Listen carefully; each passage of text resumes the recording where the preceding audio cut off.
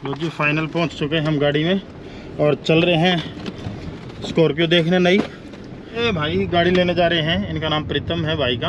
और फिलहाल में ये बताएंगे आपको ये क्या लेना चाह रहे हैं और क्या नहीं, कलर वगैरह सब कुछ बताओ भाई। सभी भाइयों को नमस्कार मेरी तरफ से। और मैं आज स्कॉर्पियो लेने के लिए जा रहा हूँ और वही जाके डिसाइड करूँगा मुझे कौन से कलर में लेनी है। और वैसे तो वाइट लेने की सलाह है मेरी, और टॉप मॉडल S11 लेने के लिए जा रहा हूँ। और अभी हम सफ़र कर रहे हैं और नीटू भाई मेरे साथ हैं, और वही जाके जैसा भी होगा आप लोगों को दिखाता हूँ। तो भाई फिलहाल में हम जा रहे हैं जल्दी से जल्दी, देखो कोशिश है पहुंचने की, क्योंकि शाम के 4:30 बज चुके हैं। ये देखो जी, दिल्ली में बढ़ते प्रदूषण का हाल, खेतों में आग लगा दी गई है। फिर कहते हैं कि दिल्ली में पॉल्यूशन कहाँ से हो गया है। ये देखो आप, धुआं ही धुआं। ये देखो, यह बात, इससे आदमी मरेगा क्यों नहीं। और दिल्ली के अंदर इसी की वजह से काफ़ी गर्मी बढ़ती जा रही है, और कहीं ना कहीं यही कोई विशाल रूप लेगी जो हमारे आने वाले भविष्य के लिए, हमारे बच्चों के लिए कहीं ना कहीं बड़ा दुखदायी हो सकता है। और बाकी क्या कहें, आदमी नॉर्मल भी आग लगाते हैं, कुछ किसान भी आग लगाते हैं।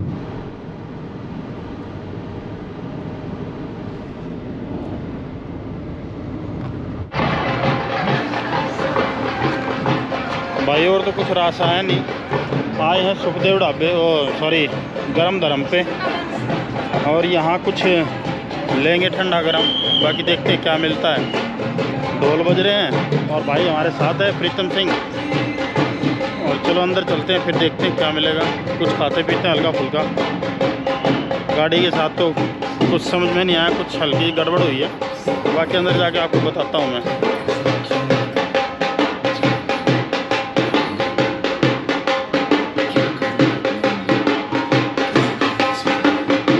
बिल्कुल ही खाने पर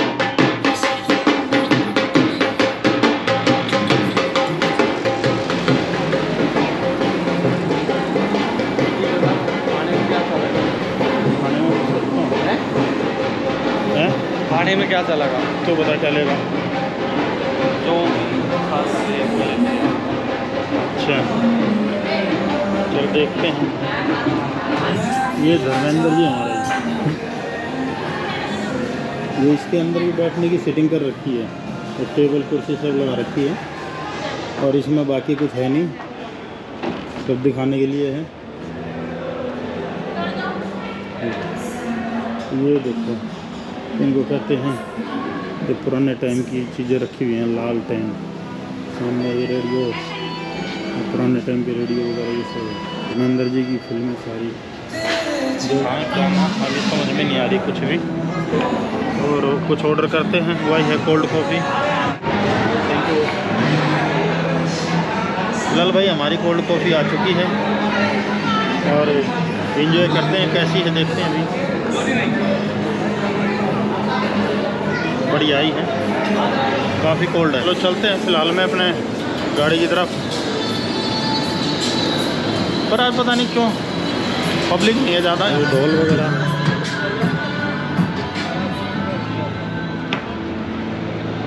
बच्चों को एंटरटेन करने के लिए काफ़ी कुछ है यहाँ पे। आज इनके फाउंटेन बंद है, ये सब बंद पड़ा हुआ है फिलहाल। ये खेलने के लिए भी है बच्चों के लिए, और ये रॉप जंप करने के लिए ऊपर सीधा। ऐसी लगी कॉफ़ी भाई, मज़ा आ गया। मज़ा आ गया ना, ठंडी ठंडी। हाँ, बहुत मज़ा आया भाई, कोल्ड कॉफ़ी, तबीयत खुश हो। चलो तो चलो फाइनली अब अपन निकलते हैं आगे की तरफ। ये धर्म जी दिखाता हूँ मैं आपको। ये पीछे से हल्की धूप आई हुई है, सन है हमारे सूर्य देवता जी। चलो भाई चलो।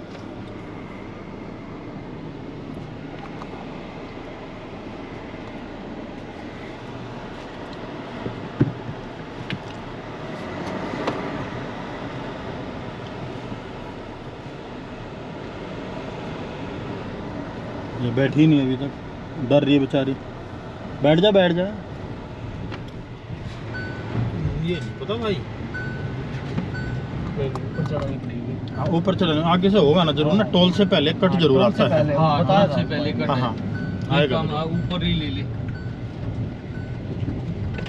लो भाई, फिलहाल में बेल्ट लगा ले, बेल्ट ज़रूरी है क्योंकि हमारी सेफ्टी पहले, बाकी काम बाद में।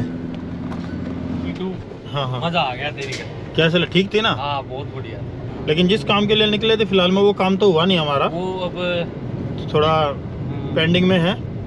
क्या हुआ कारण अभी आपको बताएंगे नहीं। यहाँ पे एक वो भी था ना, जुरासिक पार्क। पीछे वो अच्छा अच्छा, वो आगे आएगा, पीछे है, आगे आगे आएगा वो, आगे आएगा अच्छा, यार। अच्छा, ठीक। लेफ्ट हैंड पे आएगा। आजकल ना उसके अंदर एक वो और बना दी, बर्फ गिरने वाली। बर्फ गिरने वाला प्लेन वगैरह। हाँ, उसके अंदर बर्फ भी गिरती है। अपग्रेड कर दिया पहले से। पहले से ना काफ़ी अपडेट हो चुका है, जिसके अंदर स्नो भी मिलेगी आपको, और गर्मी के अंदर मनाली का एहसास होगा, कश्मीर जैसी वादियाँ, सब कुछ है। बाकी हमने देखा नहीं अभी तक, हमने कुछ ब्लॉग्स वगैरह के अंदर चेक किया था यूट्यूब पे, तो उनमें दिखाया था, कुछ वीडियो देखी थी हमने। ये देखिए यहाँ पे एरोप्लेन भी हैं, इसके अंदर भी आप आ सकते हैं, लेकिन इसका कुछ अभी हमें इसकी जानकारी नहीं है कैसे हैं क्या है, हम गए नहीं इसके अंदर। कुछ एक लिमिट होती है कि मतलब 350 रुपये की शायद टिकट है, कि इससे नीचे आप उसके अंदर एंट्री फीस जिसको कह सकते हैं, खाना भी शायद उसी में इंक्लूड है, और बाकी से ज़्यादा नॉलेज नहीं है। ये देखो जी, ये जा रही है Scorpio black beauty, alloy wheel डलने के बाद में। ये S8 मॉडल है। स्कॉर्पियो कितनी अच्छी लग रही है।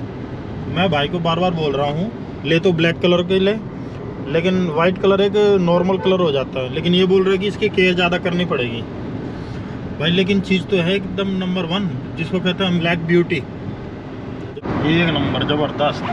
भाई का शीशा बड़ा गंदा है, सफाई नहीं करता ये शायद, तो इस ब्लैक ब्यूटी की सफाई क्या करेगा ये तो देखने में भी ऐसे लगते हैं जैसे कुछ ज़बरदस्त और पावरफुल चीज़ जा रही है। ये रहा वो जिसकी जुरासिक पार्क की मैं बोल रहा था आपको, वो स्नो का वो ब्लू कलर की लाइट अंदर जल रही है, वो रहा सामने इस हवाई जहाज के पीछे। अब तो चेंजिंग कर दिया। हाँ बिल्कुल, काफ़ी कुछ बदल दिया। हाँ, स्नो का अंदर बना दिया उसके अंदर ना मेरे को ऐसा लगा कि 10 साल के बाद अगर डीजल की गाड़ी हम लेते हैं तो मेरे को यही लगता है कि भाई बाद में हमारी कीमत जो है वो काफ़ी अधिक टूटती है। मान लो कि अगर हमने 20 लाख की कोई गाड़ी ले ली, 20 लाख की डीजल गाड़ी लेने के बाद पर ईयर के हिसाब से 2 लाख रुपए तो गए, प्लस इंश्योरेंस जो जाएगा वो अलग हो गया। वो अलग हो गया, तो उसमें मेरे को ना लॉस ज़्यादा दिखाई देता पेट्रोल के मुकाबले। वो कहीं ना कहीं बाद में जाते हुए भी बेचते हैं। अगर हम वैसे 5-7 साल भी डीजल की गाड़ी बहुत चल जाए, लेकिन कीमत कहीं ना कहीं मेरे हिसाब से बहुत ज़्यादा टूटती है। कीमत तो टूटा है, पर बात ये है जैसे कि आपने ले ली 5 साल गाड़ी चलाई, तो 5 साल के बाद आधे रेट में चली गई हो। हाँ हाँ, मान ले 22 कुछ की है तो 10 लाख कीमत रहेगी गाड़ी की। हाँ हाँ, तो 10 लाख की आपने 5 साल में उसका एंजॉय भी तो लिया है उसका। हाँ ये बात ज़रूर है। हाँ, लेकिन इसमें ये है, अगर हम उस गाड़ी को अच्छे, हमारी रनिंग है काफ़ी चलने में, हाँ, जिसको कि हम ज़्यादा से ज़्यादा चलाएं, हाँ, तो ज़्यादा- हमारी चलती ज़्यादा है, हाँ, तो उसके हिसाब से कहीं ना कहीं ठीक है। अगर लेकिन हमारी चलती कम है तो डीजल लेने गाड़ी मैं किसी भी एंगल से ठीक नहीं समझता। अगर ज़्यादा आपका चलना है तो ठीक है, नहीं है तो फिर को आप दूसरी देख सकते हाँ, हैं। उसमें दूसरी कोई भी ले हाँ, सकते हैं। दूसरा ऑप्शन भी है।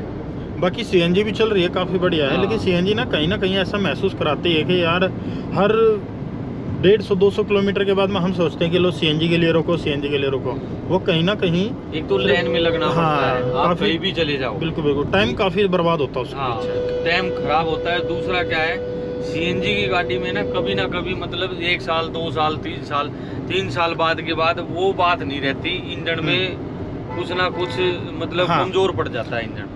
क्योंकि मेरे को लगता है कि पेट्रोल के मुकाबले में कहीं ना कहीं CNG का जो टेम्परेचर होता है वो उससे कहीं ना कहीं एक्स्ट्रा होता है, और जिसकी वजह से वो ज़्यादा हीट करती हैं, और समय के अनुसार वो जैसे पेट्रोल के इंजन की लाइफ होती है उसकी लाइफ भी काफ़ी कम रहेगी, और जो कहीं ना कहीं नुकसान पहुंचाती है। खैर जेब पे भी है, मानता हूँ मैं बात, लेकिन CNG इतना प्रॉफिट भी कराती है, लेकिन उससे कहीं ज़्यादा मेरे को तो लगता है कि जो लाइन में लग के हम इरिटेट हो जाते हैं, उसको देखते हुए तो काफ़ी ठीक है अपनी जो हम जिन गाड़ियों में जैसे भी चल रहे हैं डीजल वगैरह, लेकिन डीजल भी कहीं ना कहीं AC भी डैमेज हो जाता है उसमें, CNG में हाँ काफी हद तक। हाँ, हम 20-30 हज़ार रुपये सालाना बचाने की कोशिश में इंजन भी तो उसका जो है बिल्कुल लो हो जाता है। हाँ बिल्कुल लो हो जाता है। हाँ, AC वो उतना ही काम तीन मांग चार जाती चीजें है बर्बाद- इंजन का। हाँ हाँ, बात वही आ जाती है घुमा फिरा के। बिल्कुल वहाँ इकट्ठे देने पड़ते हैं। सीएनजी थोड़ी थोड़ी भरवा के साल 2 साल बाद इंजन का काम मान जाती है। लेकिन हाँ, डीजल में एक बेनिफिट भी है, अगर हम इसका टैंक फुल एक बार करवा के चलते हैं उसके बाद में हमें काफ़ी किलोमीटर तक, मेरे ख्याल से अगर कोई बड़ी गाड़ी हो तो मैं 500-600 किलोमीटर तक हमें वो रुक करके ये नहीं देखना कि यार डीजल भरवाना कुछ भी है, लेकिन हम कंटिन्यू चल सकते हैं। लेकिन सीएनजी के लिए आपको बार बार कहीं ना कहीं स्टॉप लेना पड़ेगा और सोचना पड़ेगा यार सीएनजी ढूंढो कहाँ है। और हर जगह अवेलेबल भी नहीं है। हाँ, हर जगह अवेलेबल भी नहीं होती है, जिसकी वजह से हमें ज़्यादा दिक्कत होती है। लेकिन हाँ, वो अपनी जगह ठीक है, मैं गलत नहीं बोलता, लेकिन बस थोड़ा यही है। अब ये देखिए भाई राइडर जी हैं, ये जा रहे हैं, ये कहाँ की बाइक है मालूम नहीं, डोमिना पल्सर है ये देखिए, हाँ NS, ये कर्नाटका, ये भाई कर्नाटका के हैं। ये राइड मेरे ख्याल से मेरे को लगता है जैसे ये स्पीति राइड करके आए हो, बाकी पता नहीं, लेकिन जो भी है इनको देख करके तो मेरे को भी उत्साह सा हो रहा कुछ, क्योंकि मेरे को भी ऐसा मन करा फटाफट मैं भी राइड पे निकलूं, लेकिन अभी छुट्टियां हुई नहीं है जिसकी वजह से थोड़ा। और ये बंदा मेरे को लगता है सोलो राइड पे है, हाँ, ग्रुप में नहीं है ये कोई भी। पर चलो देखते हैं अभी क्या ऑप्शन रहता है हमारे पास में। अभी हम सोच रहे हैं गाड़ी का, वैसे मन तो बना लिया है कि हम स्कॉर्पियो ही लेंगे, लेकिन अब लेते कैसे हैं, क्या है और कहाँ से हैं, लेकिन समझ में नहीं आ रहा। क्योंकि बीच में तो अभी सोचा था कहीं पानीपत वगैरह से ले लें कि हमें 15 साल मिल जाए, लेकिन 15 साल का मैटर हमें थोड़ा परेशान कर रहा है। और क्योंकि वो 15 साल और 10 साल का, कि कहीं ना कहीं यहाँ मुझे लॉस नज़र आ रहा होता होगा। लेकिन चलिए बाद में देखते हैं क्या होता है। पर भाई आप कुछ कहना चाहोगे? बस यही है, अब आगे बताएंगे आपको क्या करते हैं हम, क्या सोच रखी है। अब आए थे यहाँ तो बात बन नहीं पाई, अब आगे के लिए तो नीटू भाई बताएगा आपको। भाई मैं क्या बताऊंगा भाई आपको बतानी है, क्योंकि पैसे देखो बड़ी मुश्किल से कमाए जाते हैं, और क्योंकि हम लोग ये नहीं चाहते कि हमारा पैसा कहीं गलत लगे, तो जिससे कि फिर बाद में हमें पछतावा ही रहता और कुछ नहीं। लेकिन हम लोग सोचते हैं कि काम करने से पहले उसको पहले जांचे परखे तोले मोले, उसके बाद में उसको हम अपना पैसा वहाँ पे लगाएं। चलो चलते हैं, फिर देखते हैं क्या मिलेगा क्या नहीं, आगे देखते हैं। फिलहाल में आप देखिए, और ये देखिए जाम लग गया है, अब इसका आनंद लीजिए आप लोग। ये स्टार्ट हो चुका है भाई, ये पता नहीं टोल किस चीज़ का लेते हैं, कंप्लीट हुआ नहीं है रोड कहीं से भी, और टोल फर्स्ट इनका सबसे पहले ये नहीं समझ में आता कभी भी। ये देखिए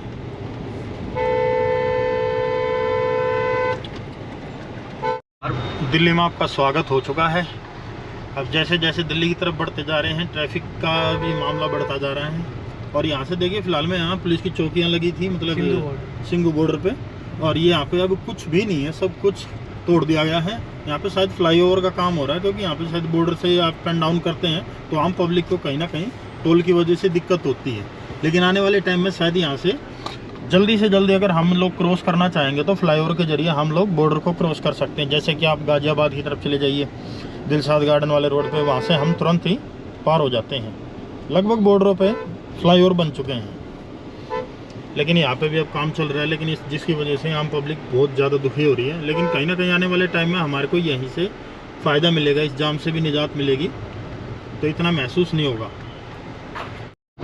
फिलहाल हम आगे हैं नरेला इंडस्ट्रियल एरिया में, और ये देखिए ये सत्यवादी हरिश्चंद्र जो हॉस्पिटल है, यहाँ से जो हम निकलते हैं रोड से, यहाँ पे पहले हम निकलना पड़ता था नरेला वाली फाटक से, तो ऊपर से निकलना नीचे से फाटक से निकलना पड़ता था।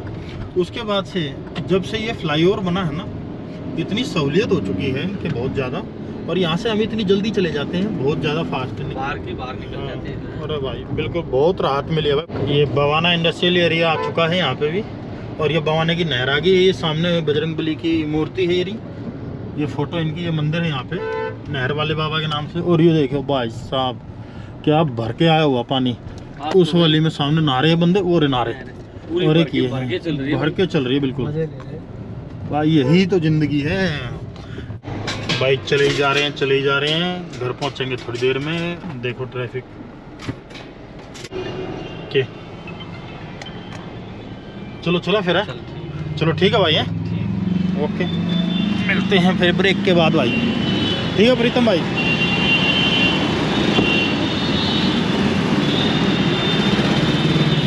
चलो जी हम उतर चुके हैं अपने स्टैंड पे और चले घर की तरफ। थोड़ा पैदल चलना पड़ा क्योंकि रास्ता ख़राब था, गाड़ी अंदर जा नहीं सकती।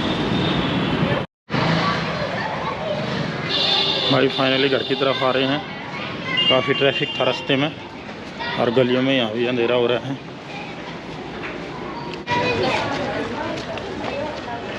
फिलहाल हमने 10 किलो खांड ले ली है और अब चलते हैं घर की तरफ। काफ़ी ज़्यादा वेट हो रहा है इसके अंदर, काफ़ी वेट हो गया इसमें, बड़ी भारी लग रही है और घर पे खांड ख़त्म हो गई थी। तो भाई फिलहाल हमारी खांड आ चुकी है। तो थक गए हैं, काफ़ी देर से चल रहे हैं। चलो ठीक है, अब आराम करते हैं। चलो बाय।